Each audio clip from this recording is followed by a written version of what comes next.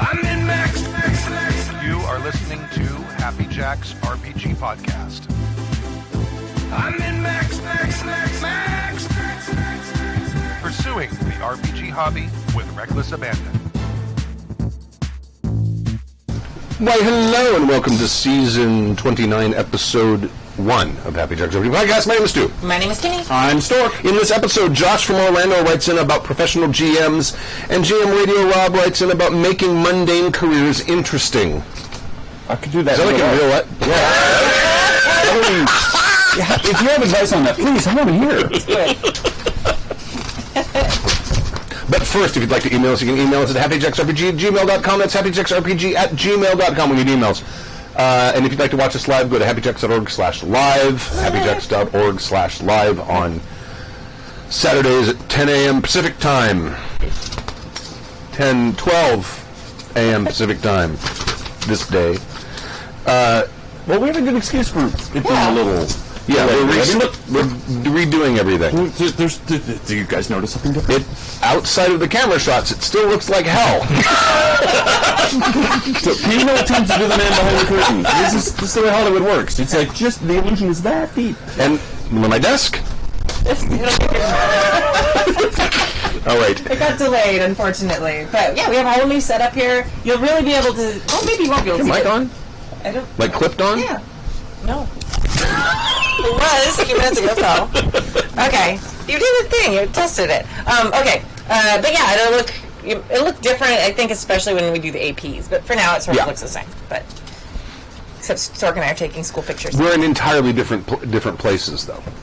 Everything has been repositioned. Everything is different in the room. You don't know this, You but the can't whole see room it, but is it's super changed. weird. I'm now staring at... Stu is actually on the ceiling. He's right next to us. And Okay. I'm right here. Yeah. And they're there. Oh, look at that. Ooh, dimensional I shift. don't like it. It actually lined up. That was pretty weird. This is great for everyone listening I know. to the podcast. It's all right. Sorry. Yeah, the cameras look funny. And the sound is going to, at some point, get quieter. Sometime after Wednesday. Yeah. It's a little loud right now. But we're gonna change how the air ducts are all done in here, so it should quiet things down a bit. Hopefully. Fingers crossed. Or it'll make it worse. That's the news on our end. Yeah. Professional GMs. What? From Josh in Orlando, Florida. That's a thing. Mm-hmm. It's a thing now. I recently picked up a weird, cheap RPG called Business Wizards by 9th Level Games. While funny and rules light, I couldn't quite wrap my head around how a session is played. I searched the internet in hopes of an actual play, but instead found something interesting. Startplaying.games. 9th Level Games uses this platform to schedule sessions to teach people how to play all of their games.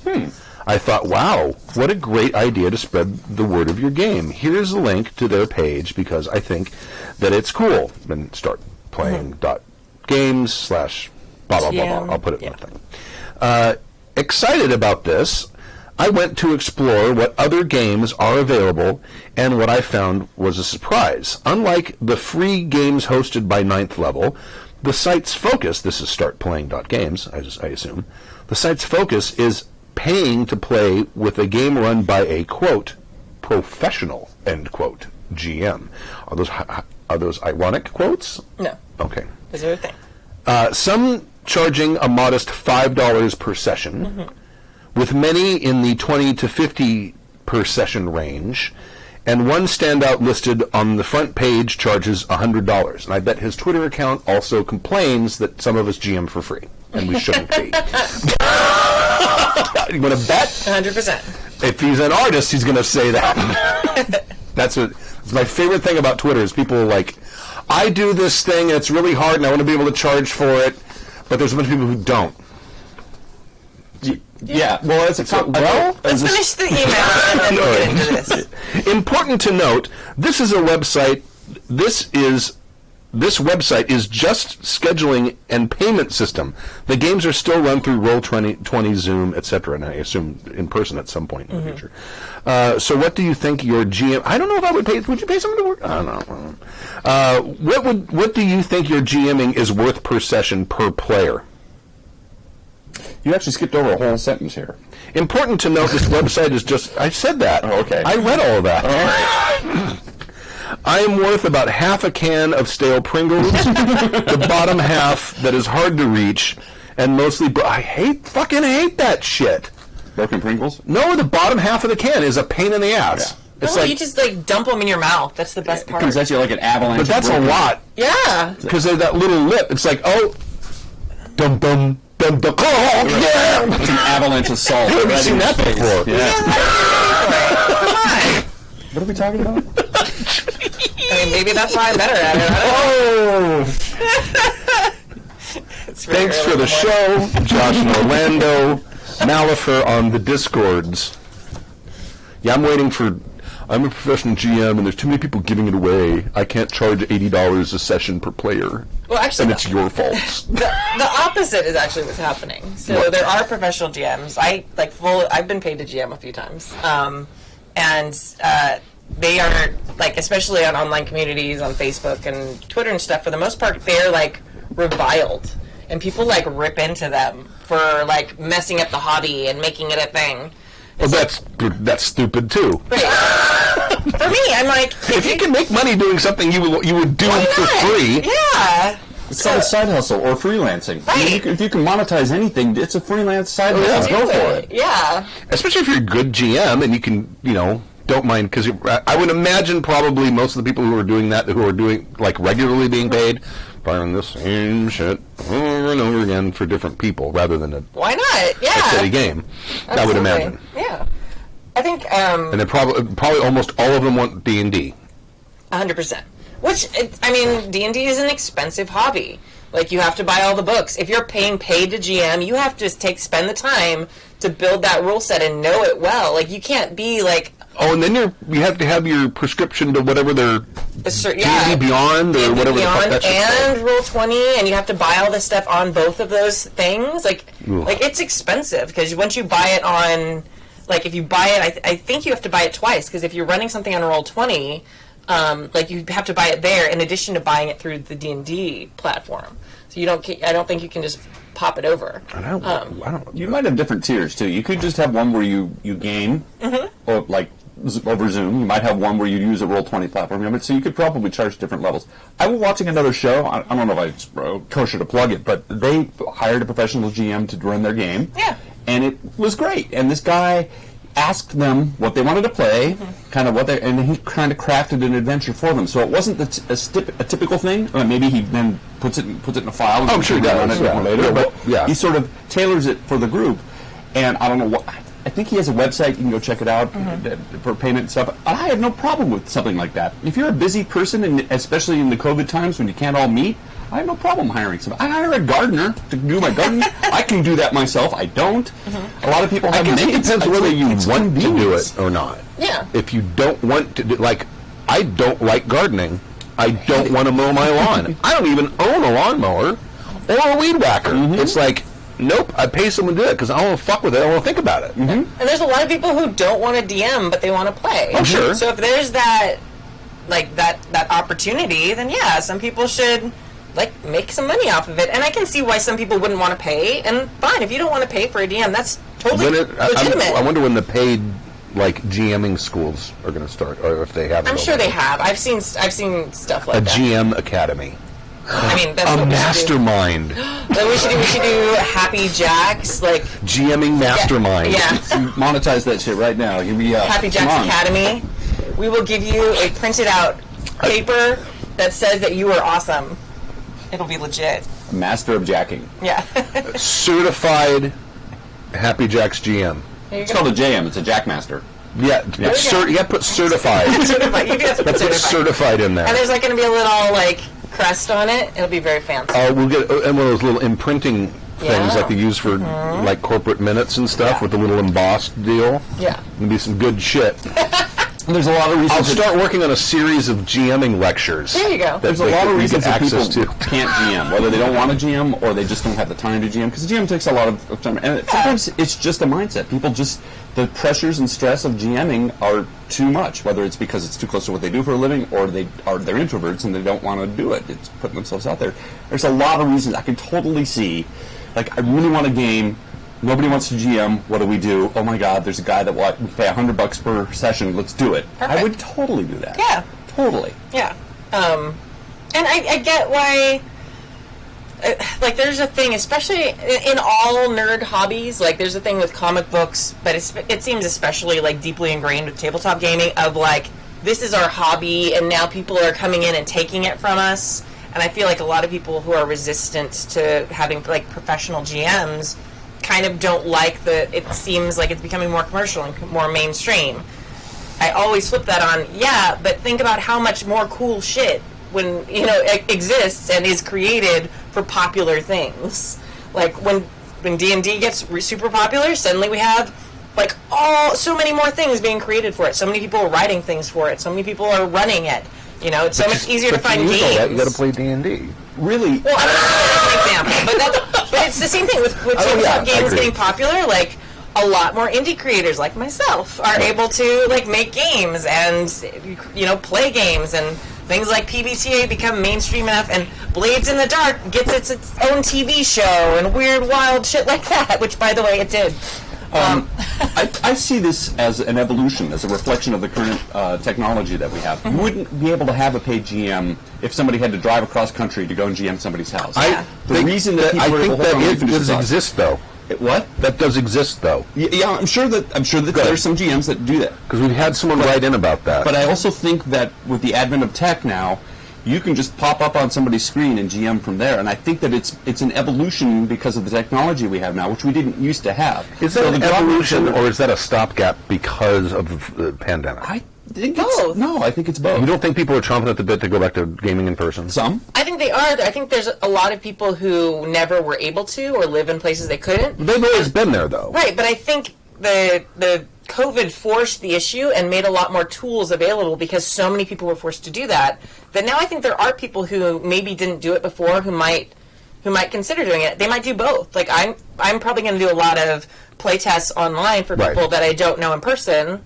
Right. And still absolutely love running in-person games with my friends. Right. Things like that. So I think, especially for the game designer community, it's been amazing because now we have access to all these people all over the world who we can run playtests for. Right. That don't necessarily. It's very weird that I can very easily talk to you next to me while we're filming. Well, wait till the desk is here and my laptops. And I can't see. Hello, Steve. I always found that one of the barriers to playing role-playing games was getting to the person's house.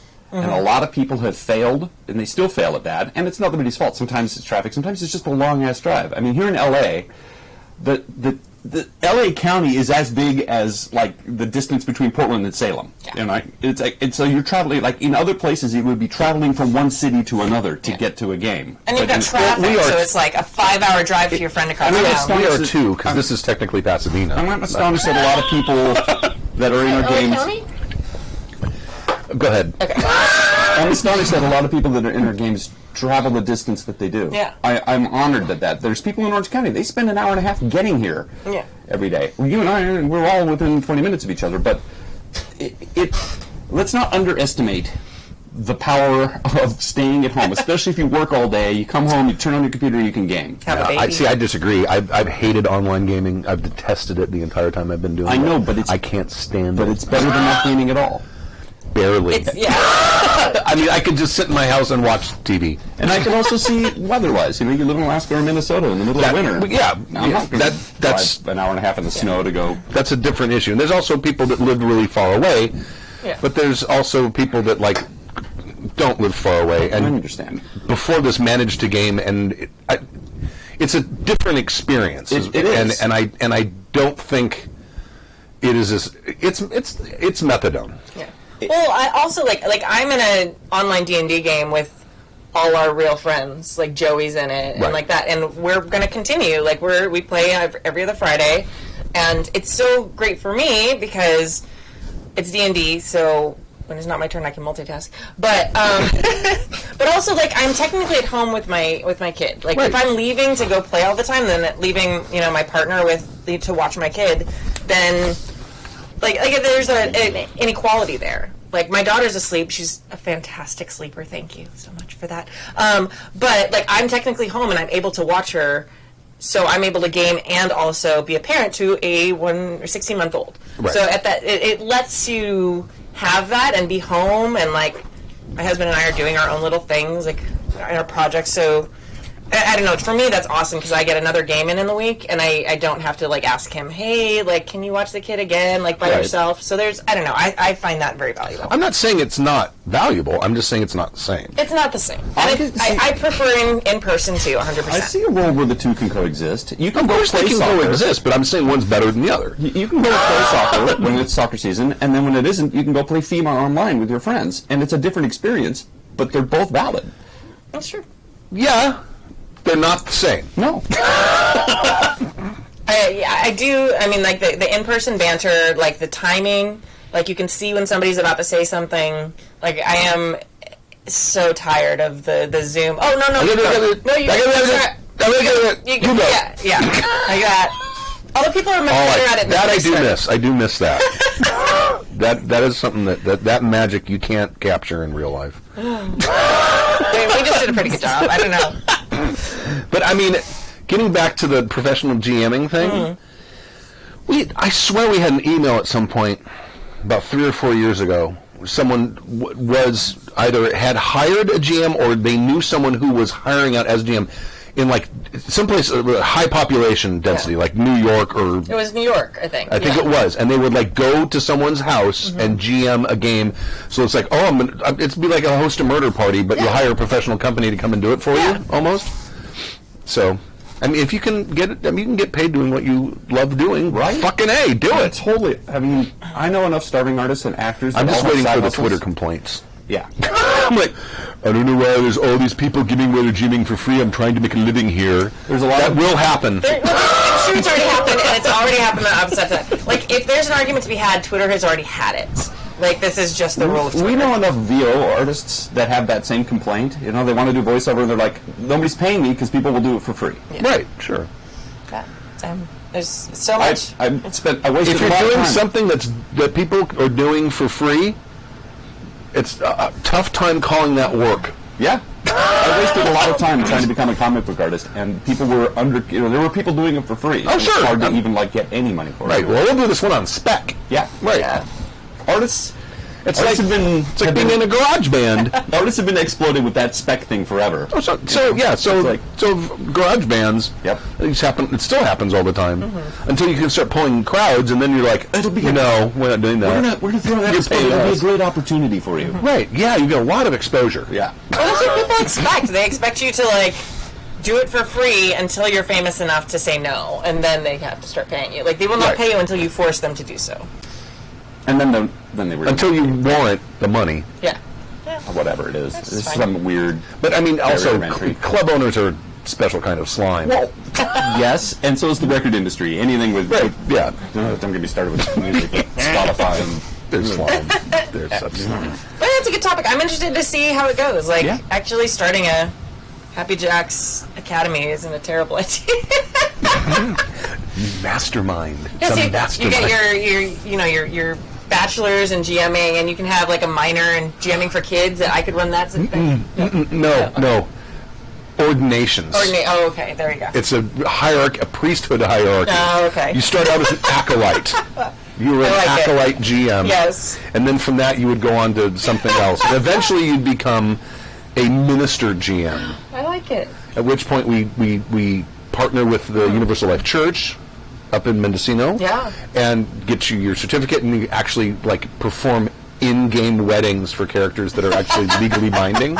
very real, legally binding sense. And then you'll have like the bishop level. That's very good. It's very. You better fun. get on that now. It's like you don't have enough to do. We need a backstory about like a space alien who invented GMing Okay, we're not billions of doing years a ago. religion. No, stop now. Okay, next email. Oh gosh, what have we started? Making mundane careers interesting. And I will use an enormous amount of coke once we have the entire thing set up with like the big hierarchy. Yeah. Okay. Do they have levitation belts yet?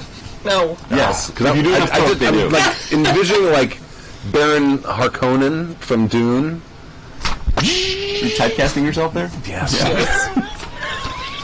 Greetings, Maggie Jackermators. GM Radio Rob here, writing to you from the great Antipodes? Antipodes. Thank you for helping. Hoping you can keep... Well, I don't know what that is. Somebody look that up. It's someone who's against feet. Antipodes? Yes. Okay. I mean, if that were a Somebody look biological term. I'm sorry, Radio Rob. Where are the Antipodes? I'll look it up right now. Hoping you can help keeping the GM gray matter running. If you come get a certification. Now, if that's Australian, because Australian, the sounds of the words, of the vowels, the vowels are irrelevant to the sounds that the vowels make with an Australian accent. I'd like to apologize to our Australian viewers here. We Australia still mistaking you with the Welsh. The Antipodes, which is the pronunciation, Australia and New Zealand. There we go. That's those massive islands. Thank you. When's Waitangi Day, by the way, speaking of... And it has a second meaning, the direct opposite of something. Voting and violence are antipodes. Okay. I'm currently smitten with Alien. Who isn't? One of the greatest movies ever. Role-playing game. And I want to try my...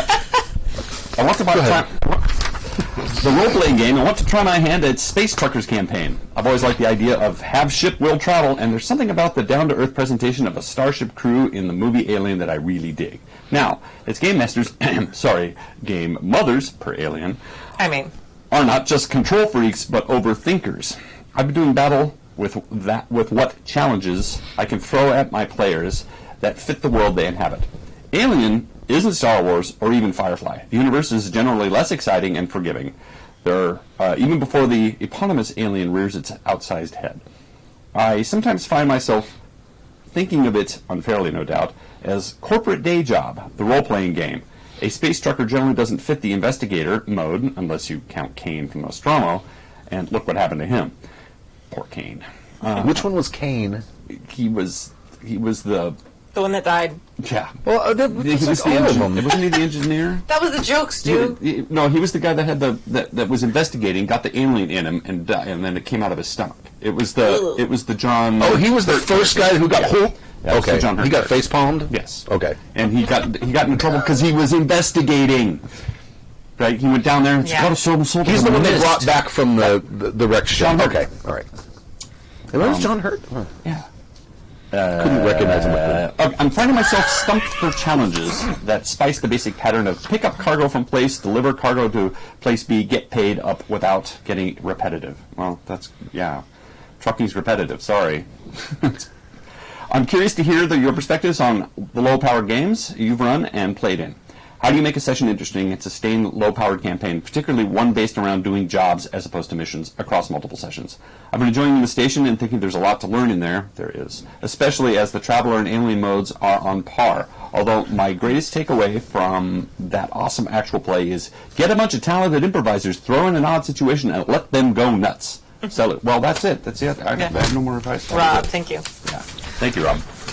If you're running a game of... I don't know what the fascination is with truckers. I swear to God, I don't. I just don't understand. Why is there a trucker simulator? Anyway, I'd say it's like Dave. He loves it. I know he loves it, and I'm watching. I'm like, oh my God, I can't believe this thing exists. It's because of what I do for a living. But I don't think that what their mundane jobs are is going to be the meat of your campaign, or can be the meat of your campaign, unless you're expecting to run an extremely boring campaign. Because the reason that all of these space truckers, that story is interesting, because a murderous space alien came on board the ship and started killing everybody.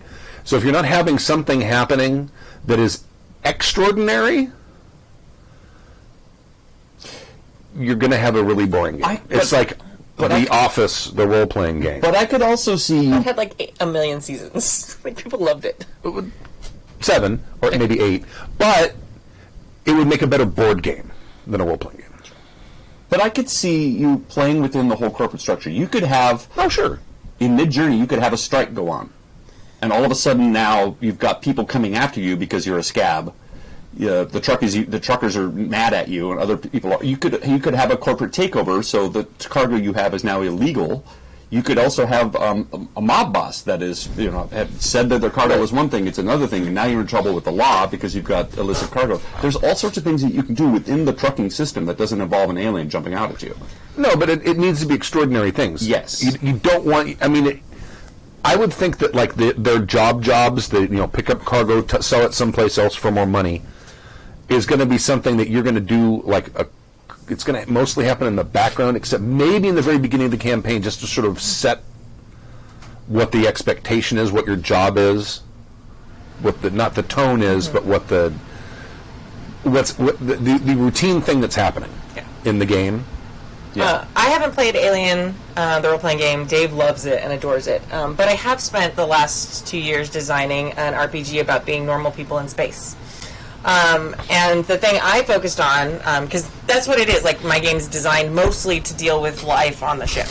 And instead of focusing on the characters' jobs, I focused on their personalities, because that's where you're going to get conflict.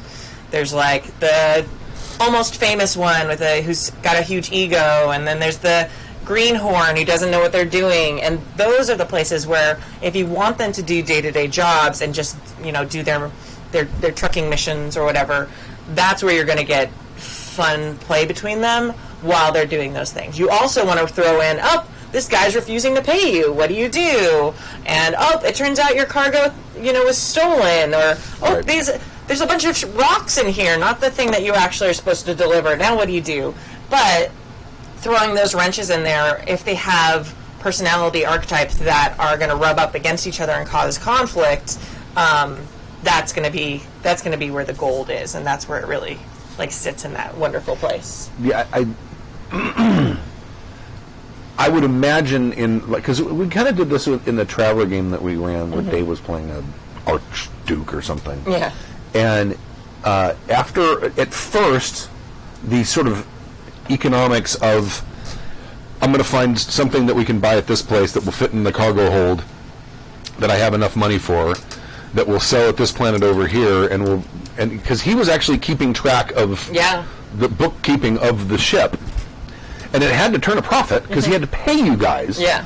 But eventually that kind of fell to the background, and another story came out that was Traveler by Design has that in there. It's actually supposed to be part of the game. Built, I don't know if they've produced it for 2nd edition, but there's a Merchant Prince book for 1st edition Mongoose. The whole ship share thing. That's what the core of that is all about. Yeah. Is having is paying in on the ship and keeping it maintaining and all of that. Everything. It's like what sort of goods, different kinds of types of planets will have. And there's like little charts we can roll to see what kind of price you can get depending on what your skill is. Yeah. Big Traveler guy. It's very fiddly, but it's also that is not the exciting part of the game. No. So at some point that's going to fall to the background. Actual ship combat in Traveler is not the exciting part of the game. What is exciting about Traveler, and I think mostly any game, is what happens when you make planetfall, or when there's an alien in your hold, or that's the stuff that's exciting. Yeah. Exactly. I mean, it could even be the same with D&D. D&D, it's not exciting staying in town. I mean, if you think Firefly is exactly what you're describing, and it is Traveler. I mean, It totally is. yeah, we've done enough detective assumed. work. Well, I think he's actually come out and said, I've heard enough evidence, people posting and stuff saying that somewhere there's an interview where he said it's based on a role-playing game he did as a kid. Okay. And since he's roughly our age, Right. you can infer that role-playing game. Yeah. and yeah, I mean, you can't make their regular jobs like the main focus of the game unless their main jobs are interesting. And if it is a boring job, yeah, I mean, I could totally see setting up trucker guilds that have, you could have like really cutthroat trucker guilds with weaponry and stuff, and they specialize in getting into hot zones and getting back out. Or you could have a truckers guild that specializes in piracy. When I read Ashes of Exodus, I had so much background stuff. You guys never even rubbed up against the merchant guild really wanted thing, and it was fucking nuts too. Don't get me started on it. It was nuts. I think crime families are also something super cool. If you have a delivery and you may have them make a successful delivery, great. And then they don't know. Oh, they didn't pay the protection fee to fly through that zone, and now somebody's after them. So there's so many things you can do, around trucking or delivering things that aren't, because delivering things eventually, you're right, gets boring. But there's a million things you can throw at it. Yeah.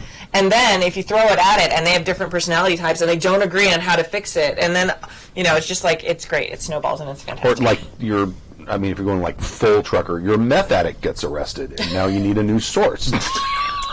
You go to that titty bar that you always go to off the 405 in Riverside, and it's a very specific your favorite friend at the truck stop isn't there, and you're kind of worried about her. Because of the time difference, the time delay it takes to deliver something across vast interstellar spaces. It could be, you could get to your place, and somebody else has already gotten here with the stuff we don't need anymore. And now you're stuck with this thing, and you got to go to the black market to sell it, or contact and then when you contact HQ's been bought out, so now you're stuck with a load of stuff. And there's all kinds of things you can do within the framework without having to have an alien in the hole. And Alien also that sort of universe seems very Traveler-like. Totally. Because I don't recall it. Communication seemed to be very slow in it too, which is one of the conceits of Traveler. Is communication works at the speed of travel. So if you need to send a message to someone, it's going to be a while before it's in the sequel. It's we sent for help, and we're kind of stranded here, but they'll be here in about 8 weeks. 8 weeks? We ain't gonna last 8 days. Yeah, right. The way I've always run Traveler is, to my mind, the way it works is that information is sent up in packets to various ships, and whenever a ship comes out, it downloads its packets to various. So it's not. You don't get full communications on one ship. It's scattered amongst other ships that are all going to different destinations. Once they pop out of jump space, it all automatically in the background is loaded and downloaded. Yes. But it's faster. It's faster than just you getting from one place to another, because other ships have the same info that might be. Anyway, I think sometimes communication is faster than we might anticipate. Mm-hmm. I think another thing, and I don't know about Alien, the role-playing game specifically. I know some of the other games in that family have like character mechanics. You might want to homebrew some stuff, like something that automatically triggers. And this is just kind of stolen from PBTA and stuff. If someone does this to you, this automatically triggers, and you have to make one of these choices. So if you're living in that type space, it's a really tight holding environment on a ship. So you have to have things that trigger. Otherwise, people are going to make, I'm going to just study this book the whole time. And then it's okay, that's not fun. Traveling in space is not fun unless there's drama with it. So, okay. Or you just skip over that time. Right, but that's not... The whole thing, the whole premise of this game is to kind of, be in that life. And you might decide you might get into it and hate it.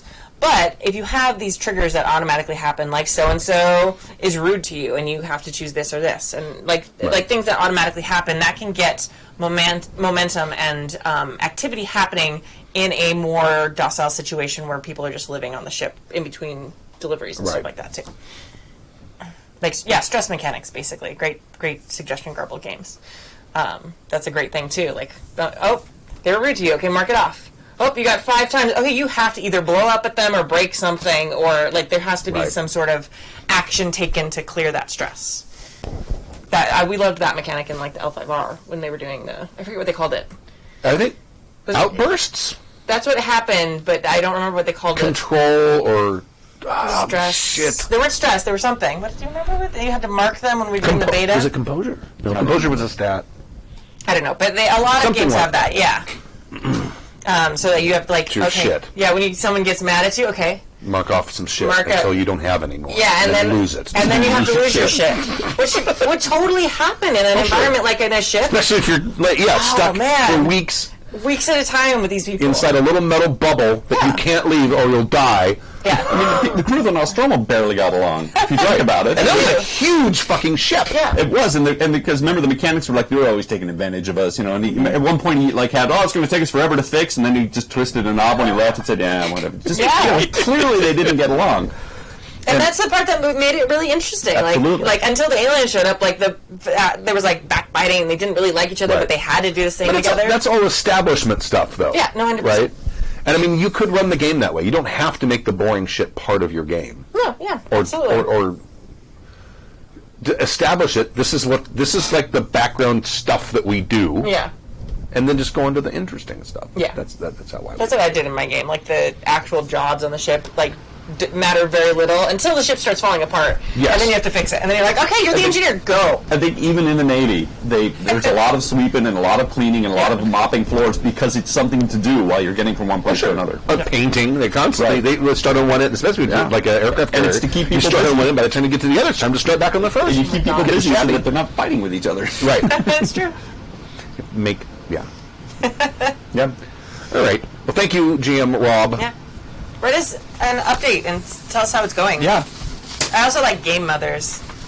I'm a game mother. I'm a mother of a child and a mother of a game. I'm very excited. Is there another role-playing game that names their GMs after, like, the big bad? Because, like, shouldn't DM be like, oh, you're a Dragon game Master? Orcus?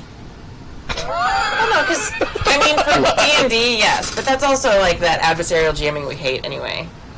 Like, that buys into It's a lot to it. live up to there. Yeah. But is Alien an adversarial game between the GM and the... Oh, I don't know. Oh, no, I don't think so. It's a weird choice. It's just another label that you got to overcome. Mother? Game mothers. Oh. I don't know. I don't know, because then that's the big egg-laying one, Strife! right? Thank you, Ignatius Ray. Strife, that's what it was. Strife in L5R. I think I'm gonna make a game and just have woe. Whoa. Not WOAH, but WOE. Woe. Woe is me. Trouble and woe. Whoa. Whoa, whoa. Trouble and woe. Whoa, whoa, whoa. There you go. Does anyone have a world building? Yeah. Yeah. I got an NPC, or even a plot point thing. In playing against type, I was thinking it might be fun, and this has probably been done before for various reasons, but an actual friendly necromancer. Oh. Like someone who isn't like trying to make a zombie army or reanimate skeletons and doesn't have evil debts, and it's just like the trope would be the little old lady in a hut who, for a fee, will resurrect your dead pet. Like if you miss Sparky. Resurrect or reanimate? Reanimate. Okay. Or it could be resurrect depending on their level, I suppose. Or if you really miss your girlfriend or wife or whatever, they died tragically, you can bring them back. Or maybe just talk to them. Or talk to them. Yeah, just communicate. Right. And it's just, but they're not malevolent. They're, it could be a priest who, or it could be a fortune teller in town. And they actually are not evil. They don't particularly, they just work with the dead. Morticians aren't evil. They're providing a service that we kind of all need. Desperately need, yeah. This is our most modest receptacle. So this would be like just a necromancer who just happens to deal with dead things, and they're not particularly evil. Some of the plot I was thinking of was like the characters are called upon to put down some zombies that are wandering around a small town, and once you get at them, it's like, that's my uncle, stop, he got out of the barn, don't kill my uncle, don't kill my uncle. You're like, what do you mean that's your uncle? No, we have the old lady at the road, bring our uncle back, he got out. Right. It's like, but he's been eating people. Well, so there's some plots you could have around it where it's like, it's the unintended consequence of reanimating your dead uncle, but it wasn't for a nefarious purpose. They're not making an undead army. But I just thought that would be an interesting trope to play with. That can involve a lot of different. It's like Mandite. Yeah, that's right. He was a necromancer, and he actually had zombies guarding his place. But it's like, no, these are people who like really piss me off. They deserve it. Trust me. Yeah. Maybe he's telling the truth. Maybe he's not. There was a movie. Not sure he's a trustworthy narrator there. called Fido, where the zombie apocalypse happened, and then they realized that they could put these collars on the zombies, and the zombies became servants. So everybody had zombie servants. I think I've seen that. But at one point, somebody's collar malfunctioned, so it was attacking people. But it was this little kid's caretaker zombie, and he was trying to protect it. But it was named Fido, and it kind of is like this. It's like there's some zombies walking around this town, but they're mostly harmless. They're family members. It's just only when they get off their chains and they run loose and attack strangers. There's a lot of different stories you could do with it, but it's a very complicated idea to unpack. It is, isn't it? It can be fun. Well, it's like what's his name in Walking Dead, who kept his daughter who had been turned into a zombie. Remember that? No, I've never watched that show. Don't talk to me. I don't want to talk. Fuck. Well, so that's a great example of a plot that can come out of this thing. Oh yeah, and the person isn't doing it malevolently. I mean, they can even do it for money. They're like, yeah, you pay me. The old lady at the road, you buy me, you get me a lamb, some mutton, and some turnips, and I'll bring Sparky back for you. Right. She's just a little old lady up the road who does stuff, or whatever. Anyway, that's my thought. The friendly necromancer NPC. Excellent. Okay. I'm not doing them. I have a moratorium on them because I'm prepping a world. Do you have anything or no? I just wanted to do a holiday. I don't have a name for it yet. But it's basically like a big feast day right before the winter, and it's basically like a final giant meal in each community, like a huge feast, and maybe to get rid of the stuff that doesn't keep. Yeah, and also as like a good luck making it through the winter, we're gonna have one good meal. Hopefully, we'll help build up the fat and stuff to survive. And it comes from many winters of people not making it through the winter, so everyone wants to have the memory of being with everybody before the hard winter. Like a solstice feast or a harvest feast. Not to celebrate a harvest. It's a almost like a goodbye feast before the scary. It's a pre-funeral. Well, no. But it's basically I may not see you in the spring. Yeah, it's like, hey, let's have a drink together, because I don't know. It's more like when people go to war, and you're like, hey, let's have a drink together before you go, or something like that. I mean, that's a little bit of an extreme example, but for the harsh winters. Right. Okay. It's a potential pre-funeral. No. Well, it's awful. Now, is it just one day, or is this like a festival that lasts like a week? I think it lasts like a week. Okay. And everybody, every village or town, or even the cities, it's a little bit harder, and it's actually starting to kind of fade away as a tradition in the cities. Because they have to really stockpile because there's and there's so many people. It's not a communal thing. Right. In a village, everybody could come to this, but in the city, you kind of have different neighborhoods do it. But it's kind of becoming a smaller thing in the cities. I was reading some stuff on Stonehenge and some of those areas, and they were talking about how evidence seems to be that tribes and groups from all over the area would gather at certain times and have a week-long festival, and then they'd go their separate ways again. So I could totally see how that would work. Yeah. I was actually listening to a podcast, I don't remember which one it was. They found the oldest structure created by humans, and they think it was they have these big vats there, and they think it was for brewing, and they think it was for a celebration, a big giant celebration where everyone drank alcohol, and this is where different groups. And this is still most people were mostly nomadic in the area. Still, they hadn't settled, so all these groups would come together for this big celebration, and they drink, and they think that's where a lot of a fermentation vat. They think it might have been something. And it's the oldest thing that they have. It's older than any temples. It's older than Stonehenge. It is the oldest thing that they found created by humans. I wonder if that would have been not created, but for gathering. It's probably would have been mead. I have no idea. I was there's a similar thing I think with Qumran where they found the Dead Sea Scrolls. They think it was just a spot that people would come to do the thing and then go away. Yeah, exactly. There were vats found there. Yeah, I think that's what it was. I think it was there, and they and they think that this is where groups would gather. They might have and then.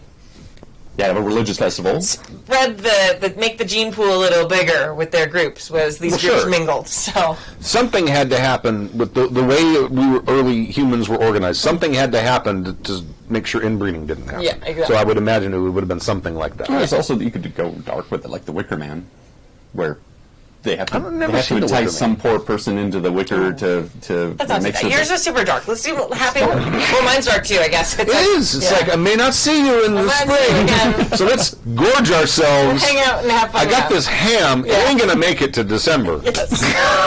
That sounds good. All right. Okay. And that's it? That's all? And then was the thing.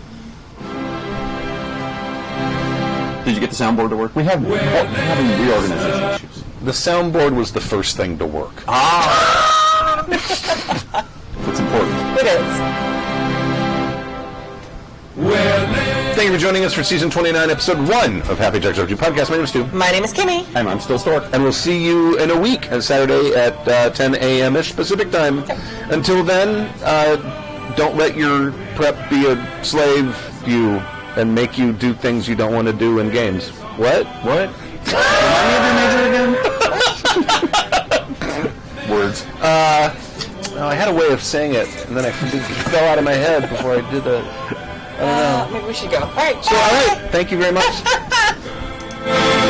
Dungeons and Dragons, Hero Pathfinder, Fatal Savage Lands. Why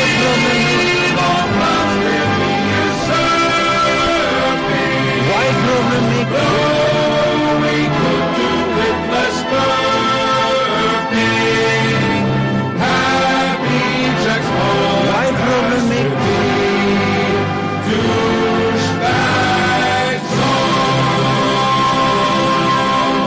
Why problem make when you no problem have you don't want to make? The preceding program has been a presentation of the Angry Folk Media Empire.